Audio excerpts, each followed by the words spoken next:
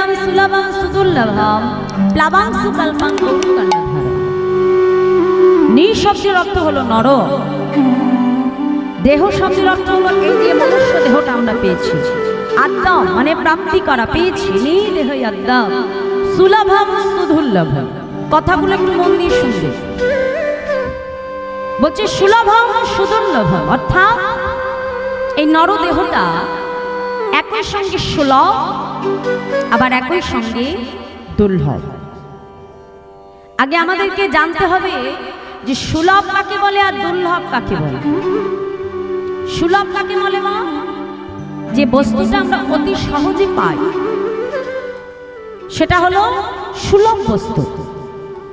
যেমন আলু, চাল, এগুলোর ফলনটা বেশি, আমরা বেশি পরিমাণে পাই বলে বাজারে এর মূল্যটা কিন্তু কম। এটা হলো সুলভ বস্তু। দুর্লভ কি? দুর্লভ হলো সোনা, হিরে, প্লাটিনাম, এগুলো হলো দুর্লভ বস্তু। কেন না, ভগবান একবার যা তৈরি করে রেখেছে এর বাইরে যে কেউ সৃষ্টি করতে পারে না। এক কেজি আলুর দাম আর 1 কেজি সোনার দাম এক হয়? মা কি গো, এক হয় না? তাহলে সোনাটা হলো দুর্লভ। কেন? ভগবান একবার যা তৈরি করে রেখেছে আর কেউ পারে না, তার জন্য বাজারে তার চাহিদা বেশি, দামও বেশি। আর সোনাটা যেমন দুর্লভ তেমন চাল, আলু এগুলো হলো সুলভ, মানে অতি সহজে পায়। তাহলে আজকে মহাজন বললে যে আমাদের এই দেহটা একই সঙ্গে সুলভ আবার একই সঙ্গে দুর্লভ। তাই দেহটা দুর্লভ কেন আগে বলে নিল?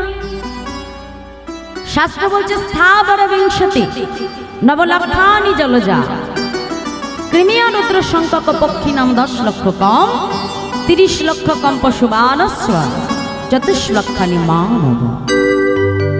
অর্থাৎ 80টা লক্ষ জনি ভ্রমণ করবার পর তারপরে কিন্তু এই মনুষ্য দেহ আমাদেরকে পেতে হয়েছে। তাহলে কত লক্ষ জনি বললাম? জোরে বলো মাইরা। 80 লক্ষ। তাহলে একবার চিন্তা করে দেখো, 80 লক্ষ বার আমাদের মৃত্যু হয়েছে, 80 লক্ষ বার আমাদের জন্ম হয়েছে। তাহলে প্রথম বলছে স্থাবর বিংশতি, মানে 20 লক্ষ বার আমাদের বৃক্ষকুলে জন্ম হয়েছে। এদের চারপাশে এত রকমের গাছ আমরা দেখতে পাই না? আম গাছ, জাম গাছ, কাঁঠাল গাছ, কলা গাছ, কত প্রকারের গাছ। তাহলে প্রত্যেকটা বৃক্ষরূপে জন্মগ্রহণ করে করে মুক্তি হলো কবে? যেদিন তুলসী বৃক্ষরূপে আমাদের জন্ম। ওই তুলসী বৃক্ষরূপে জন্মগ্রহণ করে যেদিন গৌর গোবিন্দ সেবায় লাগলাম, সেই দিন বৃক্ষ জনম থেকে মুক্তি লাভ হয়ে গেল। নিতাই গৌর হরি বল হরি। তাহলে বলছে স্থাবর বিংশতি নবলক্ষানি জলজা। মায়েরা প্রত্যেকে গুনবে কিন্তু। তাহলে বৃক্ষকুল 20 লক্ষ কাটানোর পর আসলাম কোথায়? 9 লক্ষ জলজ জীবন। জলের মধ্যে কত ঝিনুক হয়েছে, পোকামাকড় হয়েছে, মাছ হয়েছে। তেমন ভাবে জন্মগ্রহণ করতে করতে মুক্তি হলো কবে? যেদিন জলের মধ্যে আমরা শঙ্খ রূপে জন্মগ্রহণ করি, সেই দিন জলের মধ্যে থেকে আমাদের মুক্তি লাভ হয়ে গেল। তারপরে কি বলছে? কৃমিয়া রুদ্র সংখ্যক, কৃমিকীট রূপে আমাদের জন্ম হয় 11 লক্ষ বার। আর এই কৃমিকীট জন্মের শেষ জন্ম কোনটি? যেদিন মধুকর অর্থাৎ মৌমাছি রূপে আমাদের জন্ম হলো। ওই মৌমাছি রূপে জন্মগ্রহণ করে ফুল থেকে মধু সংগ্রহ করে সেই মধু যেদিন আমার গোবিন্দ সেবায় লাগলো, সেই দিন কৃমিকীট জন্ম থেকে আমাদের মুক্তি লাভ। তারপরে শাস্ত্র বলছে পক্ষী নাম 10 লক্ষ করে। এরপরে পক্ষীকুলে জন্মগ্রহণ করতে হয় 10 লক্ষ বার। তাহলে এবার তোমরা একটু বুদ্ধি করে বলো দেখি, যে পক্ষী জন্মের কোন জন্ম পেলে মুক্তি সম্ভব হতে পারে? জানা আছে কি গো মাইরা? ময়ূর। বাহ বাহ বাহ, খুব ভালো। তার মানে এখানে কীর্তন শোনে বোঝা যাচ্ছে। বাহ, খুব ভালো লাগছে। তাহলে যেদিন আমরা ময়ূর রূপে জন্মগ্রহণ করি, কারণ ময়ূরের পেখমটা কোথায় শোভা পায়? গোবিন্দের মস্তকে। তাহলে যেদিন ময়ূর রূপে আমাদের জন্ম হলো, সেই দিন পক্ষীকুল থেকে আমাদের মুক্তি লাভ। তারপরে শাস্ত্র বলছে 30 লক্ষ কম পশুমানস্বা, পশুকুলে জন্মগ্রহণ করতে হয় 30 লক্ষ বার। আর এই পশু জন্মের শেষ জন্ম কোনটি? কত না কুকুর হয়েছি, ছাগল হয়েছি, ভেড়া হয়েছি, মোষ হয়েছি, এমন ভাবে জন্মগ্রহণ করতে করতে মুক্তি পেলাম কবে? যেদিন গো মাতা রূপে আমাদের জন্ম হলো। কারণ আমরা জানি গো মা, আমার গোবিন্দ তিনি দুটো জাতিকে বড় ভালোবাসে। আমরা যখন গোবিন্দের প্রণাম মন্ত্র উচ্চারণ করি, কি বলি? নম ব্রহ্মণ্য দেবায় গো ব্রহ্মণ্যতায় চ জগদ্ধিতায় কৃষ্ণায় গোবিন্দায় নমো নমঃ। অর্থাৎ এক হলো ব্রাহ্মণ আর এক হলো গাভী। কারণ ব্রাহ্মণ যখন মুখ দিয়ে বেদ মন্ত্র উচ্চারণ করে, ব্রাহ্মণের বদনে থাকে অমৃত, আর গাভী পশ্চাতে থাকে অমৃত। গাভীর দুগ্ধ দহন করে ক্ষীরসর নবনী তৈরি করে, সেই ক্ষীরসর নবনী যেদিন আমার গোবিন্দ সেবায় লাগলো, সেই দিন এই 80 লক্ষ জনী ভ্রমণ শেষ হল। তারপরে শাস্ত্র বলছে 24 লক্ষানি মানব। তাহলে এই এতগুলো জন্ম কাটানোর পরে বাবা, তারপরে পেলাম 4 লক্ষ মনুষ্য জনম।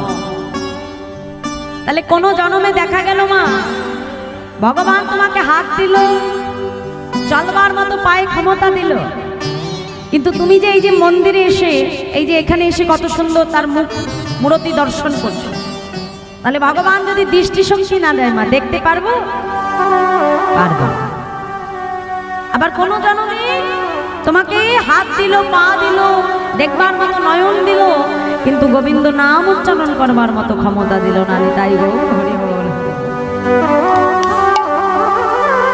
তাহলে এই দেখো আজকে আমরা সর্বস্ব কিছু পেয়েও, কথা বলবার মতো, হরিনাম করবার মতো বদন পেয়ে, গোবিন্দকে সেবা করবার মতো হাত পেয়ে, তাকে দেখবার মতো নয়ন পেয়ে, সর্বস্ব পেয়েও যদি তার ভজনা করতে না পারি না, তাহলে কি হবে? এই জন্ম মৃত্যুর চক্রে বারংবার কিন্তু আমাদেরকে আবর্তিত হতে হবে। আর এই যে আমরা সংসারী মানুষ মা, দেখো এই যে সংসারে আমরা আছি, আজ এখানে এত ভক্ত এসেছে, কেউ কি বলতে পারবে যে সংসারে এসে আমি সুখী আছি? কি একজন ভক্ত বলতে পারবে? হাত তুলে দেখাও দেখি। পারবো না। কারণ প্রত্যেকটা মানুষ আমরা কোনো না কোনো ভাবে জ্বালায় জর্জরিত হয়ে আছে। কেউ নিজের শরীর নিয়ে ভুগছে, কেউ সংসার নিয়ে জ্বালায় জর্জরিত, কেউ অর্থ কষ্টে ভুগছে। তাহলে প্রত্যেকটা জীবই কিন্তু কোনো না কোনো ভাবে আমরা দুঃখ জ্বালায় জর্জরিত হয়ে আছি। তাহলে বলবে মা, তাহলে এই সংসারে সুখী কে? সুখী কে আছে? যে জন সংসারে সর্বস্ব ভুলে গিয়ে নিজেকে গৌর গোবিন্দ চরণে সমর্পণ করতে পেরেছে, জগতে তার থেকে আনন্দে আর কেউ নাই। তাই গৌর হরি বল, হরি বল। তাহলে তোমরা বলবে যে মা, তুমি যে বললে এই 80 লক্ষ জনী কাটানোর পরে তবে মনুষ্য দেহ, তাই না? তাহলে আবার বলছো যে এই দেহটা একই সঙ্গে সুলভ, মানে অতি সহজে পাওয়া যায়। তাহলে অতি সহজে আমি পাবো কেমন করে? কি মা প্রশ্ন জাগছে তো? তাহলে এই যে আমি 80টা লক্ষ জনের কথা বললাম, তাহলে প্রথম জন্মটা কি? বৃক্ষ, তাই তো? আপনারা যারা পুরী ধামে গেছেন জগন্নাথ দেবকে দর্শন করতে, তাহলে পুরী ধামের সিদ্ধ বকুল তলায় বসে সাধন ভজন করতেন নামাচার্য শ্রীল ঠাকুর হরিদাস। তাহলে তার মতো পরম বৈষ্ণব তিনি যখন ভজন করতেন, তার ভজনে সহায়তা করত সিদ্ধ বকুল। তার নামটা সিদ্ধ হয়েছিল এই কারণেই যে হরিদাস ঠাকুরের নামের গুণে সেই বকুল গাছ সিদ্ধ হয়ে গেছিল, যার জন্য আজও সেই বকুল বৃক্ষ সেখানে রয়েছে। আমার মহাপ্রভুর লীলার সাক্ষী হয়ে দাঁড়িয়ে আছে পুরী ধামের সেই সিদ্ধ বকুল। তাহলে দেখো মায়েরা, তার মতো পরম বৈষ্ণব তার বদন থেকে যদি একবার বেরিয়ে যায় যে ওরে বকু তুই আমার ভজনে অনেক সহায়তা করেছিস, তাই আমি তোকে কৃপা করছি, আমার প্রভু যেন তোকে কৃপা করে যে এই সরাসরি বৃক্ষ জনম থেকে মনুষ্য জনমে তুই হা কৃষ্ণ কৃষ্ণ বলে ভজন করে নিতাই গৌর হরি। তাহলে তার মতো পরম বৈষ্ণবের বদন থেকে যদি একবার বেরিয়ে যায় গো মা, তাহলে তার মতো বৈষ্ণবীর কৃপা এই ৮০টা লক্ষ জনই তোমাকে আর কাটাতে হবে না। ওই প্রথম বৃক্ষ জনম থেকে তুমি সরাসরি মনুষ্য দেহ পেয়ে তুমি গৌর গোবিন্দ ভজন করবে। তাহলে প্রত্যেকটা জনমেই কিন্তু মা গোবিন্দ সেবায় ভক্ত সেবায় নিজেকে নিয়োজিত করতে হবে, না হলে কিন্তু এ দেহের মুক্তি নাই।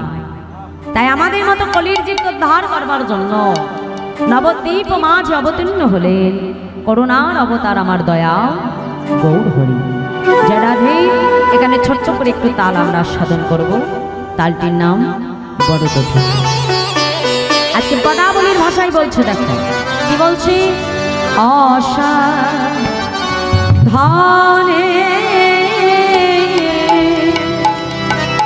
চিন্তামণি আমার বিধি মিলায়ল আরি অসাধনে চিন্তামণি আমার বিধি মিলাগুলো আরি আমার গোরা দয়ালো ও আমার গোরা দয়ালো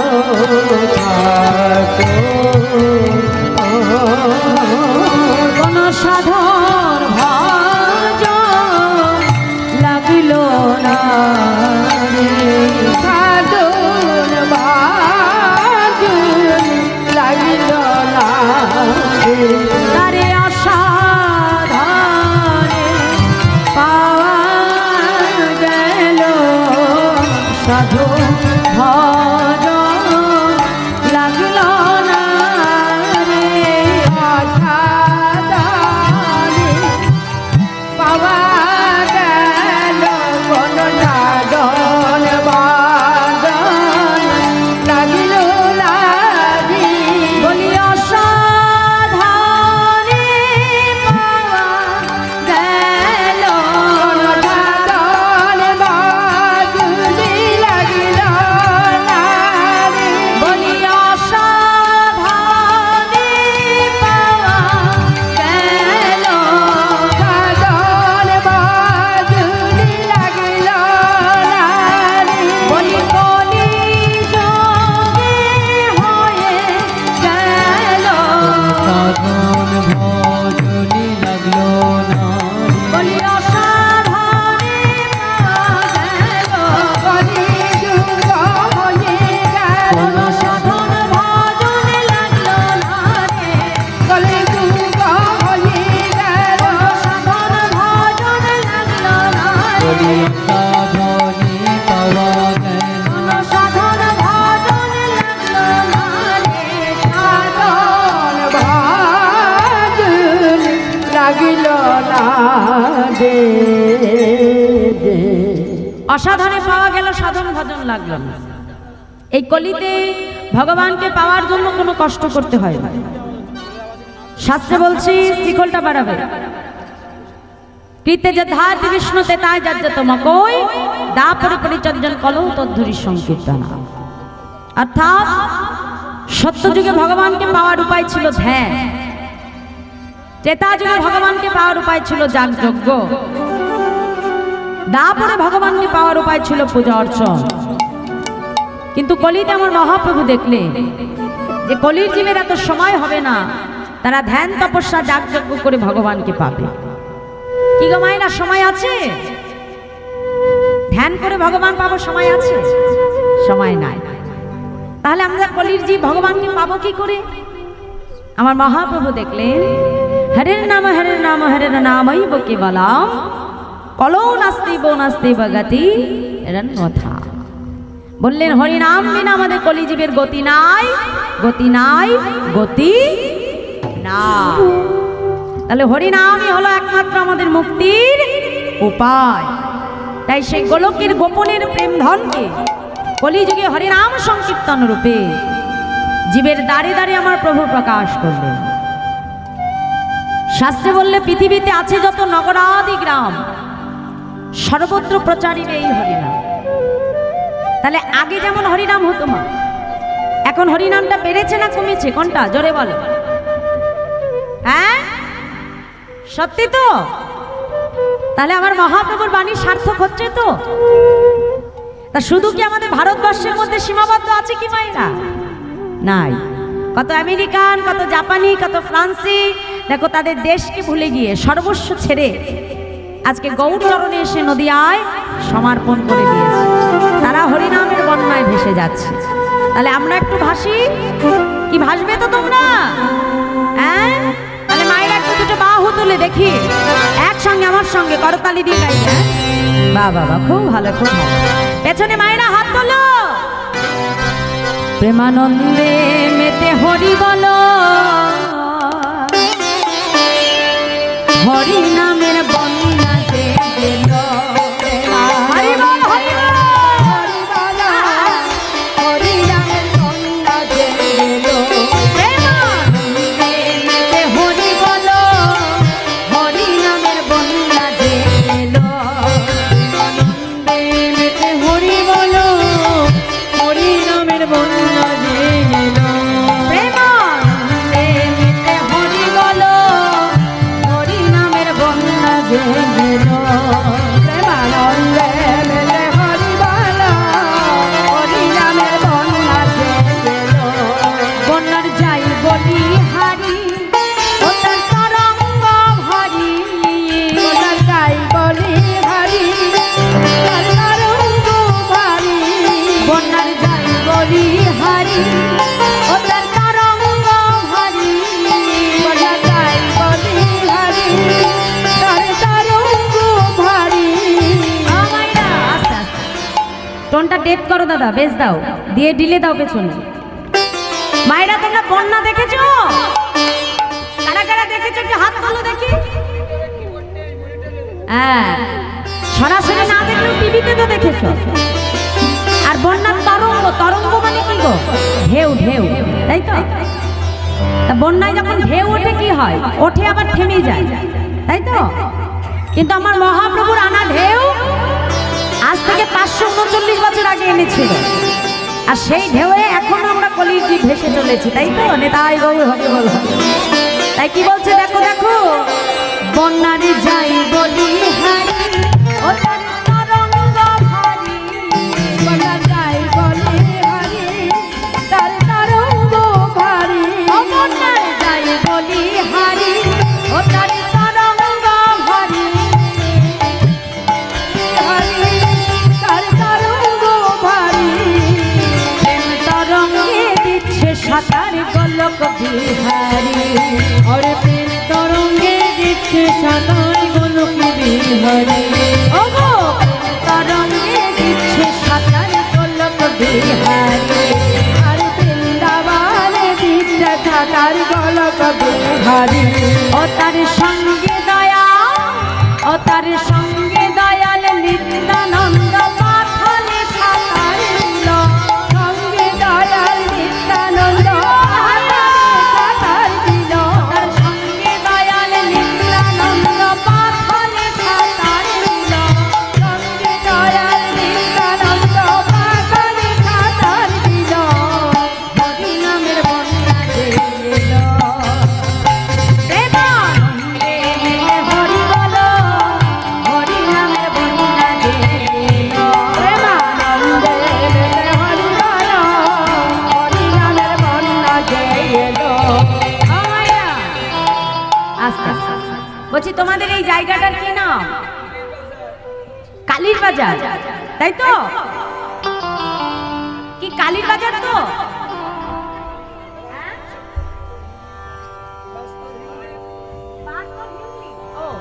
আচ্ছা, বারতর হিংলি কালীর বাজার, তাই তো? হ্যাঁ, আচ্ছা, আর আমার এই সঙ্গের নাম হলো রাজদূত সংঘ, কি তাই তো? আচ্ছা আচ্ছা, বাহ, খুব ভালো। দূত মানে কি জানো তো? হ্যাঁ, বলে না দেবতার দূত, মানে যারা বার্তা নিয়ে আসে, তাই তো? তাহলে আজকে দেখো এই রাজদূত সংঘের মধ্যে থেকে, হ্যাঁ, লক্ষ্মীনারায়ণ পূজা উপলক্ষে আজ হরিনামের বার্তা নিয়ে এসেছে আমার কমিটির ভক্ত বাবা, আমার ছোট ছোট ভাইয়েরা। হ্যাঁ, তাহলে আজকে কি এটা তোমাদের কালীর বাজার আছে? নেই তো? কি হয়েছে জোরে বলো, আমি কানে কম শুনি। বৃন্দাবন, বাহ, তাহলে আমাদের জন্য নবদ্বীপ ধাম বৃন্দাবন তৈরি করে দিয়েছে আমার সঙ্গের ছোট ছোট ভাইরা, আমার দাদা ভাইরা, তাই তো? হ্যাঁ, তাহলে তোমাদের আনন্দ হচ্ছে তো নবদ্বীপে এসে? হ্যাঁ কি না? এসেছো নবদ্বীপে? হ্যাঁ, আরে নবদ্বীপে তোমরা বন্যায় ভাসতে চাও তো? হ্যাঁ, তাহলে একটু জোর করে উলুধ্বনি দাও দেখি, নিতাই গৌর হরি বল। বাহ বাহ বাহ বাহ। তাহলে এতক্ষণ বাদে আমার মনে হলো আমি হরিবাসরে দাঁড়িয়ে আছি। এই হরিবাসরের মূল ধন হলো আমার মায়েদের বদনের উলুধ্বনি আর আমার বাবাদের বাহুর জয়ধ্বনি। বাহ, তাহলে মায়েরা একটু মাঝে মাঝে উলুধ্বনি দেবে আর আমার বাবারা একটু বাহু তুলে জয়। কি তোমরা এবার ভাবতে চাও? হ্যাঁ কি না জোরে বলো। বাহ, তাহলে হাত তোলো আমার সঙ্গে সবাই মিলে, দেখো কত আনন্দ হয়। এই আনন্দ বাড়িতে কেউ দিতে পারবে না, একমাত্র হরিবাসরে পাওয়া যাবে। হাত তোলো সবাই মিলে, বাহু তোলে আমার সঙ্গে বলো, প্রেমানন্দে হরি বলো, হরি নামের বন্যা এলো বলো, আনন্দে হরি বলো, হরি নামের বন্যা এলো। মায়েরা বলো দেখি, প্রেমানন্দে। আহা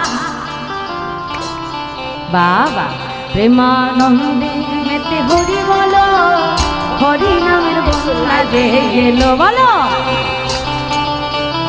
আহা, হরি বল। তাহলে আনন্দ হচ্ছে তো? হ্যাঁ, তাহলে দেখি সবাই মিলে এবার একসঙ্গে আমরা গাইবো, বলো, প্রেমানন্দে মেতে হরি বলো, হরি নামের বন্যা গেল। নিতাই গৌর হরি বলো, হরি নামের বন্যা গেল। আনন্দে মেতে হরি বলো, হরি নামের বন্যা গেল।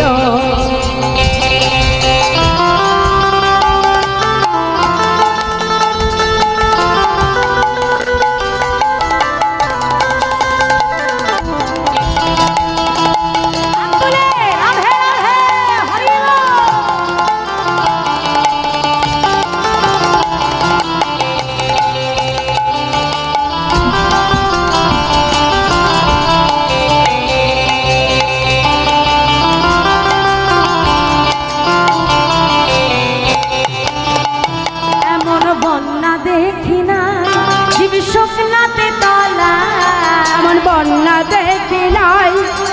শুকনাতে তলা, এমন বন্যা দেখি না জীবী শুকনাতে তলা, এমন বন্যা দেখি নাই জীবী শুকনাতে তলা। আচ্ছা মায়েরা, এমনও বন্যা কখনো দেখেছো যে বন্যায় জল নাই, জল থাকে না, অথচ জীব তারা ভেসে চলে যায়? এগো অপরিদোষরা, তুমি দেখেছো? দেখো নাই মায়েরা, দেখেছো? আচ্ছা দেখো নাই? আচ্ছা আচ্ছা, ঠিক আছে, হরি বল হরি বল। তাহলে এইটা কোন বন্যার কথা বললে? হরি নামের বন্যা। হ্যাঁ, বাবা কি বলছে? এমন বন্যা দেখি না জীবী শুকনাতে তলা, এমন বন্যা দেখি নাই জীবী শুকনাতে তলা। ডুবলো ব্রজের পুরুষ নারী জাতির বিচার না, আর ডুবলো নদের পুরুষ নারী জাতির বিচার নাই। বলি ডুবলো ব্রজের পুরুষ নারী জাতির বিচার না, ডুবলো ব্রজের পুরুষ নারী জাতির বিচার নাই। আচ্ছা হরি নামে আমাদের জাতি ধর্মের বিচার আছে? নেই। আজকে যেমন এক আসনে বসে আমরা সকল ধর্মের মানুষ হরিনাম শুনতে পাচ্ছি না, কিন্তু আজ থেকে 539 বছর আগে আমার মহাপ্রভুর সময়ে এই একই আসনে বসে অন্য ধর্মের কোনো মানুষ বা অন্য জাতির কোনো মানুষ এক ব্রাহ্মণের পাশে বসে হরিনাম শুনতে পারত না। আর এই বর্ণ বৈষম্যতা জাতি ধর্মকে দূর করেছিলেন কে? আমার শ্রী শ্রী চৈতন্য মহাপ্রভু। এই এক হরিনামের দ্বারা আমাদের জাতি ধর্ম বর্ণ সব কিছুকে ভুলিয়ে এক সুতোয় তিনি বেঁধে দিয়েছিলেন। তাই কি বলছে, যদি সেটাই না হতো মা, আজকে কত সুন্দর কথা বলছে দেখো, বলে হরিদাস কাজীর ছেলে সেও বুঝি ডুবে গেল, হরিবল হরিদাস কাজীর ছেলে সেও বুঝি ডুবে গেল, হরিদাস কাজীর ছেলে সে বুঝি ডুবে গেল, হরিনামের বন্যা যে এলো, প্রেমানন্দে মেতে হরিবল হরিনামের বন্যা যে গেল, প্রেমানন্দে মেতে হরিবল হরিনামের বন্যা যে গেল, প্রেমানন্দে মেতে হরিবল হরিনামের বন্যা যে গেল, বন্যার যাই বলি হারি ওটার তরঙ্গ ভারী, বন্যা যাই বলি হারি বন্যার তরঙ্গ ভারী, বন্যার যাই বলি হারি ওটার তরঙ্গ ভারী, বন্যার যাই বলি হারি তার তরঙ্গ ভারী, প্রেম তরঙ্গে দিচ্ছে সাঁতার গোলক বিহারি, বাহু তুলে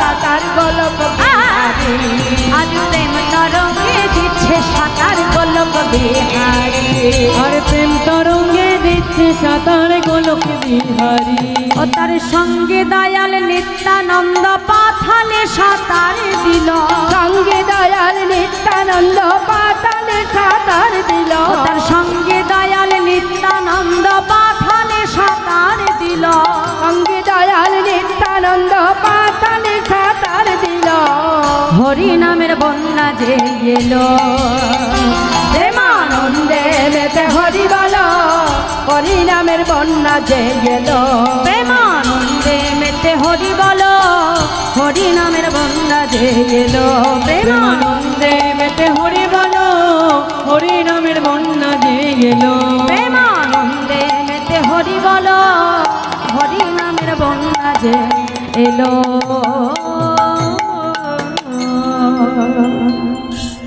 তাহলে এই হরিনামের বন্যায় আমাদের মতো কলির জীবকে ভাসিয়ে নিয়েছিলেন আমার চৈতন্য মহাপ্রভু। তাই আজ বৈষ্ণব মহাজন তিনি পদাবলিতে কলম রাখলেন, পদাবলিতে কলম দিয়ে আজকে বলছে দেখো দেখো কি বললেন, বেদ বিদ্যাদহ কিছু নাহি জানত, ভগবানকে পাওয়ার জন্য বেদ বিদ্যা পাণ্ডিত্যের প্রয়োজন হয় না। তাই আজকে পদাবলীর ভাষায় কি বলছে দেখো দেখো, বেদ বিদ্যাদহ কিছু নাহি জানত, বেদ বিদ্যাদহ কিছু নাহি জানত, সে যদি গো রঙ্গ করে সে যদি গৌরাঙ্গ করে সে যদি গৌরঙ্গ করে সে যদি গৌরাঙ্গ করে ঠাকুর নয়ন দেবে ভনে সেই তো সকলি জানে, ঠাকুর নয়ন আনন্দে বাণী সেই তো সকলি জানে, সর্বসিদ্ধি সর্বসিদ্ধি করতলে আর সর্বসিদ্ধি সর্বসিদ্ধি করতলে তার কিছুই জানতে লাগে না, কিছুই জানতে লাগে না, তার কিছুই জানতে লাগে লাগে না গো যে জন গৌর চরণ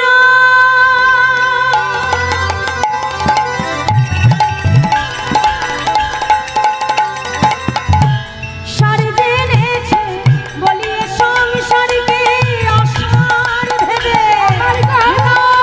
হরি হরি বল জেনেছে বলিয়ে সংসারকে আসার ভেবে আমার গৌর চরণ সার জেনেছে বলিয়ে সংসারকে অসার ভেবে গৌর চরণ সার জেনেছে বলিয়ে সংসারকে আসার ভেবে গৌর চরণ সার জেনেছে তার কিছুই জানতে লাগে না গো সর্বসিদ্ধি সর্বসিদ্ধি করো তলে